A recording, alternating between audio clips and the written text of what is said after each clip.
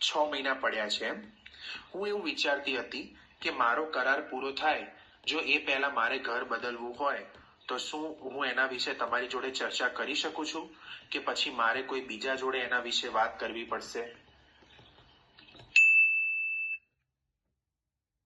Harsh. Okay, 6 months left. All right. I'm thinking before my contract expiring, if I want to change home, can I discuss with you or do I need to discuss with someone else? કોણે કોણે હર્ષનો answer ગમ્યો? Rays ઉપર click કરો. બાકી બધાને નથી ગમ્યો? Honestly click કરો. ગમે તો ક્લિક કરવાનું. Let's encourage good answers, right? Harsh, કેટલું ફીડબેક લો છો daily?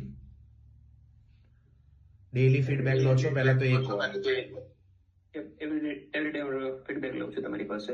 Every single day, right? Every single day. એક દિવસ એવો ના હોય કે હર્ષે ફીડબેક ના લીધો હોય કે હર્ષે ઓડિયોઝ ના મોકલ્યા હોય.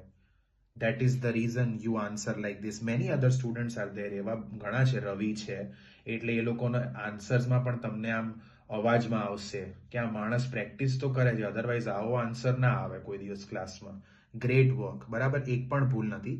ખાલી અહીંયા ગ્રામરમાં આઈએનજી ફોર્મ તમે યુઝ કર્યો. Finishing and when is the contract finishing એવું આઈએનજી ફોર્મ આવે, બરાબર, કાં તો ઓર વેન ઇઝ ધ કોન્ટ્રાક્ટ એક્સપાયરિંગ એવી રીતે. તો અહીંયા પણ તમારે શું કહેવાનું કે ઓકે, નોટ્સ જો બધા આવે, okay 6 months R left, right? એવી રીતે ક્વેશ્ચન પૂછે છે ને, એટલે મેં ક્વેશ્ચન માર્ક છેલ્લે મૂક્યો છે. પછી what I am thinking is before my contract finishes, આ કેસમાં, કાં તો એક્સપાયર્સ. ઓકે, તમે અહીંયા બોલ્યા હતા આઈએનજી.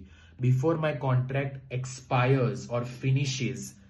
અહીંયા ખાલી ગ્રામરની એરર પડી તમારી હર્ષ, બાકી બધું પરફેક્ટ હતું. Okay, very good work.